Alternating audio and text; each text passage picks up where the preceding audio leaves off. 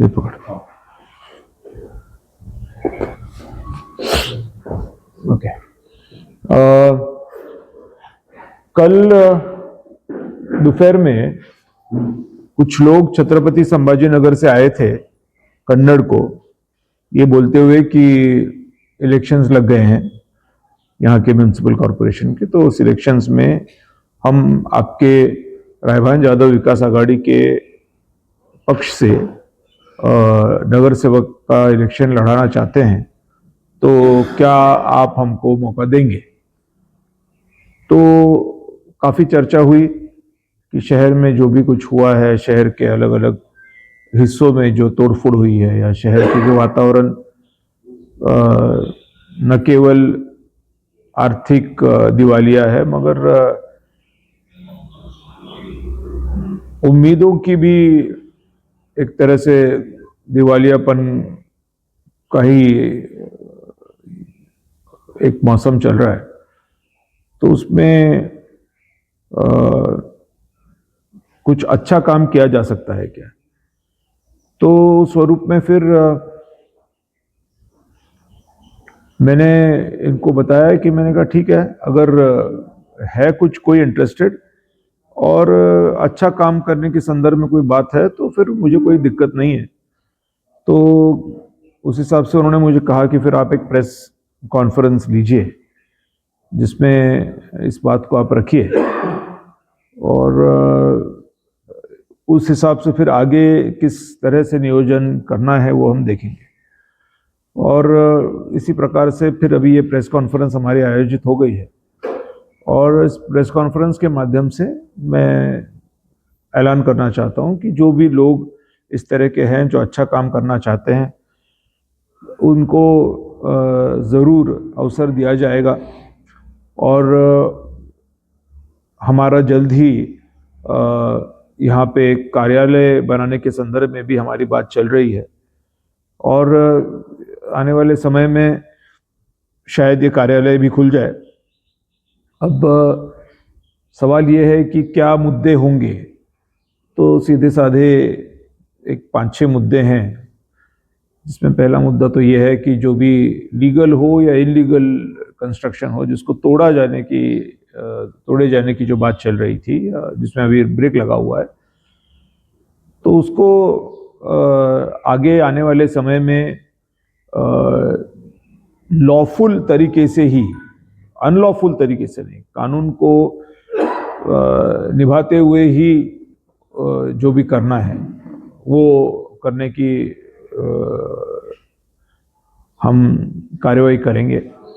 साथ में दूसरी बात, जो भी लोगों से टैक्स लिया जाता है, तो जब तक सर्विसेज नहीं देती है म्युनिसिपल कॉरपोरेशन तो टैक्स किस बात का। ये एक महाराष्ट्र म्युनिसिपल कॉरपोरेशन अधिनियम में काफ़ी स्पष्ट रूप से कहा गया है, उसका भी अनुपालन हम करेंगे। तीसरी इम्पॉर्टेंट बात यह है कि जहाँ पर भी अभी तक तोड़ा गया है कंस्ट्रक्शन, वहाँ पे महाराष्ट्र लैंड रेवेन्यू एक्ट के लैंड एक्विजिशन और अदर एक्ट्स में जो 300A ये जो कलम है उसके हिसाब से उनको हम कैश मुआवजा भी देंगे। चौथी इंपॉर्टेंट बात जो हमने रखी है वो ये रखी है कि जो भी लोग आज इस तरह से कैश मुआवजा के बजाय जो पेंडिंग टैक्स है वो पेंडिंग टैक्स में कटौती करके वो टैक्स मुआवजा को रिप्लेस करना चाहते हैं, हम उनको भी वो अवसर ज़रूर प्रदान करेंगे। ये नहीं है कि इतना टैक्स लगा हुआ है और वो टैक्स भरा नहीं है वगैरह वगैरह। साथ में पांचवा मुद्दा ये भी है कि जो ज़मीनें म्युनिसिपल कॉरपोरेशन की हैं मगर उससे किराया नहीं लिया जा रहा, तो उन ज़मीनों को किराए पे चढ़ाया जाएगा और म्युनिसिपल कॉरपोरेशन का खुद का इनकम बढ़ाने की कोशिश करेंगे। म्युनिसिपल कॉरपोरेशन को अब हर तरफ से परेशानी है, क्योंकि न इनको नीचे से पैसा आ रहा है, न इनको ऊपर से पैसा आ रहा है, न इनको सेंट्रल गवर्नमेंट से पैसा आ रहा है, इनका खुद का भी इनकम ढीला हो चुका है। तो इनको जो भी काम करने हैं, स्मार्ट सिटी करना है, ये करना है, वो करना है, इनके लिए इनके पास पैसे नहीं है, ये कंगाल हो चुके हैं, दिवालिया हो चुके हैं।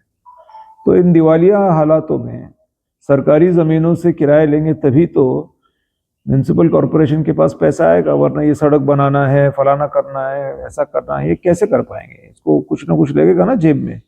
जेब में जब कुछ नहीं है तो क्या खर्च करने की बात कोई कर सकता है? इसके लिए इनका खुद का जो स्रोत है वो है उनका ज़मीन, जो किराए पे दे के भाड़ा आ सकता है, वो किराए पे दी जाएंगी। सुप्रीम कोर्ट में बोला गया है कि किस तरह से सरकारी ज़मीनों को किराए पे देना चाहिए, उसकी एक पॉलिसी बन चुकी है, तो उस पॉलिसी का अनुपालन हम करेंगे। अगली बात यह है कि जहां पर भी म्यूनसिपल कॉरपोरेशन की लिमिट्स हैं वहां पे स्कूल्स म्यूनसिपल कॉरपोरेशन के होने चाहिए, क्योंकि गरीब आदमी अच्छी स्कूल अफोर्ड नहीं कर पाता है, उसके बच्चे रह जाते हैं अच्छी शिक्षा से परे। तो ये नहीं होना चाहिए। जब हमारा संविधान कहता है कि राइट टू एजुकेशन है, जो एक फंडामेंटल राइट है, बुनियादी हक है, तो उस हिसाब से उसको मिलना चाहिए। उसके लिए म्यूनसिपल कॉरपोरेशन के अच्छे स्कूल्स, क्वालिटी स्कूल्स हर वार्ड में, वहाँ की पॉपुलेशन के हिसाब से, फिर अंडरगार्टन से लेकर के तो 10th तक, ये खोलने की हम ज़रूर कोशिश करेंगे और अच्छी शिक्षा वहाँ पे प्रदान करने की कोशिश करेंगे, जहाँ सर्वसामान्य आदमी का बच्चा पढ़ सके। साथ में ही हर वार्ड में एक अच्छा हेल्थ केयर सिस्टम, जिसमें खास तौर पे महिलाओं की हेल्थ केयर के बारे में काम होना चाहिए। अभी घाटी के हम हाल देख रहे हैं कि 2 घाटी बनी है लेकिन कहीं पर भी कोई सुविधा नहीं है। अभी जो भी एक नया बना है वहाँ पर भी कितनी सुविधा होगी हम नहीं जानते हैं, क्योंकि आरोग्य सेवा में भर्ती करने के लिए सरकार के पैसे नहीं है। ये मैं 50 बार बोल चुका हूँ कि हम लोग दिवालिया हो चुके हैं। तो दिवालिया सिचुएशन में हम लोग नौकर भर्ती नहीं कर पाते हैं, इसीलिए ये सब इश्यूज क्रिएट हो जाते हैं। ना हम स्कूल चला पा रहे हैं, ना हम हॉस्पिटल चला पा रहे हैं। जितनी पॉपुलेशन ग्रोथ हो रही है उसके हिसाब से हमारे पास इस्टेब्लिशमेंट नहीं है, हमारे पास इंफ्रास्ट्रक्चर नहीं है, ना हमारे पास सड़कें हैं, ना हमारे पास हेल्थ केयर है, ना हमारे पास एजुकेशन है, ना हमारे पास सुरक्षा है। मैंने 50 बार बोला है कि देश की सुरक्षा तक अब परमानेंट नहीं है, टेम्पररी है। जिस देश की सुरक्षा टेम्पररी हो, देश सुरक्षित कैसे हो सकता है? तो अब देश की बात नहीं चल रही है। अभी हम यहाँ के लोकल इलेक्शंस में यहाँ के लोकल सिचुएशन को क्या सुधार पाएंगे, हम उसकी बात अभी कर रहे हैं। तो अब इस समय इस बात को रखते हुए ये भी हमको देखना पड़ेगा कि जो दिवालिया सिचुएशन चल रही है वो किस वजह से चल रही है, क्या वजह है इसकी। क्योंकि डॉक्टर अंबेडकर ने किसी जमाने में कहा था, अच्छी है जब वो अच्छे लोगों को चुन के दे पाए। मगर भारत के हालात उस समय भी ऐसे ही थे और शायद इस समय भी ऐसी हो, ऐसा मुझे लगता है कभी कभी, कि यहाँ पे किसी बढ़िया नामांकित पार्टी ने आपको टिकट दे दिया तो बस आपका कल्याण हो गया। उस समय डॉक्टर अंबेडकर ने कहा था कि अगर बैल ये निशानी हो और एक अच्छी पॉलिटिकल पार्टी बैल ये निशानी पे किसी को खड़ा कर दे, तो लोग ये नहीं देखेंगे कि ये बैल की निशानी पे क्या कोई गधा खड़ा है या कोई सुअर खड़ा है, वो ये देखेंगे कि ये बैल की निशानी पे खड़ा है। ये प्रॉब्लम है। ये अंबेडकर जी ने खुद कहा, उनका इंटरव्यू बीबीसी पे है, मेरे पास आज भी उपलब्ध है। तो कौन से नेता चुन के जाते हैं हमारे सिस्टम में से, इसकी बड़ी अहमियत है। क्योंकि अगर समझदार लोग नहीं गए तो क्या होता है, ये हम देख चुके हैं कि हमारी मिलिट्री टेम्पररी हो जाती है और हमारे लाल किले पे जहां पे हमारा प्राइम मिनिस्टर भाषण करता है 15 अगस्त को, उसके सामने बम फूटते हैं और हिंदू मुसलमान मरते हैं। ये बकवास चल रहा है जो भी चल रहा है सिस्टम। इसको तो अगर आपको ठीक करना है तो आपको अच्छे लोग भेजने की जरूरत है। और वो अच्छे लोग कौन होंगे? वो कोई चाइना से अमेरिका से नहीं आने वाले, हमारे में से ही किसी को भेजना पड़ेगा, क्योंकि जो जा रहे हैं वो ठीक काम नहीं कर रहे हैं। ये बुनियादी मामला है। क्यों? क्योंकि आज दिवालिया होने का यही कारण है। और दिवालिया नहीं है क्या तो 200% दिवालिया है। महाराष्ट्र गवर्नमेंट दिवालिया है, सेंट्रल गवर्नमेंट दिवालिया है, किसी भी एजेंसी को कुछ भी नहीं दे पा रहे हैं। ये लोग आंदोलन कर रहे हैं, कॉन्ट्रैक्टर आंदोलन कर रहे हैं, कर्मचारी। तो इसकी वजह यही है। कुल मिला के बात यह है कि इस म्यूनिसिपल कॉरपोरेशन के इलेक्शंस को लेकर के इस बात को हमको अमल में लाने की जरूरत है कि हमको अच्छे लोग भेजने चाहिए, तभी जाकर के जो म्युनिसिपल कॉरपोरेशंस के स्कूल्स हैं उसमें हम स्कूल के टीचर भर्ती कर पाएंगे। क्या हमारे पास लोग नहीं है कि हम अच्छे लोग भर्ती कर पाए? है ना हमारे पास लोग, लेकिन उनको पगार देने के लिए हमारे पास पैसा नहीं है, इसलिए वो नहीं कर, हम एम्प्लॉय नहीं कर पा रहे हैं। तो हमारे पास काफी लोग हैं। क्या हमारे पास अच्छे नर्सेज नहीं है? क्या हमारे पास अच्छे डॉक्टर्स नहीं है जो हमारी म्युनिसिपल कॉरपोरेशन के हेल्थ केयर सिस्टम चला सके? है ना।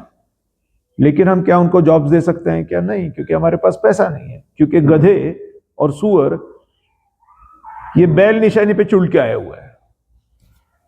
तो इसको बहुत समझदारी से लेने की जरूरत है। और कौन ये निशानी लगाता है, वो क्या प्रचार करता है? क्या वो हिंदू मुस्लिम की बात कर रहा है? क्या वो हिंदू बौद्ध की बात कर रहा है? क्या वो ऐसी बात कर रहा है जो बिल्कुल भी कुछ काम की नहीं है? अभी मैंने कल सुना कि कुछ और बात चल रही है सिंबल्स के ऊपर से। क्या बकवास है भाई, कौन से सिंबल किसको मिले, क्या फर्क पड़ता है? क्या फर्क क्या पड़ता है? लेकिन कौन सा आदमी क्या करता है इससे जरूर फर्क पड़ता है। कौन क्या कर रहा है ये उसके धर्म और जात और उसके पार्टी के ऊपर है। हम किसी गधे को बैल के नाम से चुन के नहीं दे सकते। अब हम दिवालिया हो चुके हैं कर करके। तो ये फालतू के फापड़ पसारे में किसी को जाने को, मेरे को तो इंटरेस्ट नहीं है।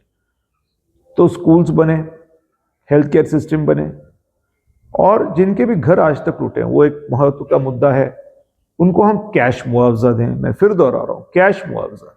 जिनके भी अभी ऑलरेडी टूट चुके हैं उसका एक जॉइंट मेजरमेंट हो, जिसमें म्युनिसिपल कॉरपोरेशन हो, जिसमें रेवेन्यू के लोग हो, जिसमें वो खुद हो जिनके घर टूटे हुए हैं। ये काम भी मैं फिर एक बार क्यों दोहरा रहा हूं कि बड़ा इंपॉर्टेंट चीज है। आने वाले समय में तो है ही, लेकिन गए समय में जो गए हुए हैं इनके लिए हम कैश मुआवजा लाएंगे। फिर मैं दोहरा रहा हूं कि जो म्युनिसिपल कॉरपोरेशन के खुद के इनकम से देंगे हम पैसा, सरकार से नहीं मांगेंगे। सरकार के पास है क्या? सरकार के पास कुछ नहीं, कंगाल है सरकार, भिखारी हो चुकी है हमारी सरकार। अब हम अंतर्गत लेवल पे बोल सकते हैं, हमारे इंडिया के अंदर ये बात रख सकते हैं, बाहर नहीं रख सकते, बाहर इज्जत जाएगी। घर की बात बाहर नहीं जानी चाहिए, घर के भीतर रहे तो अच्छा है। तो यहाँ पे ये म्युनिसिपल कॉरपोरेशन का इलेक्शंस के जो मुद्दे हैं अलग अलग, वो इसमें ये हमारे प्रमुख इसमें मुद्दे हैं।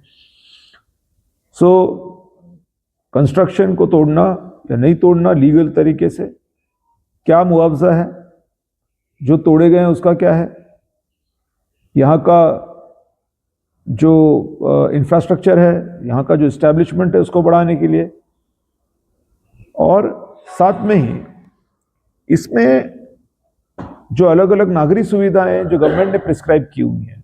गवर्नमेंट का एक सिस्टम होता है कि जहाँ पे कोई वसाहत होती है वहाँ पे बेटरमेंट चार्जेस लेकर के वहाँ पे एक सिस्टम बनाओ।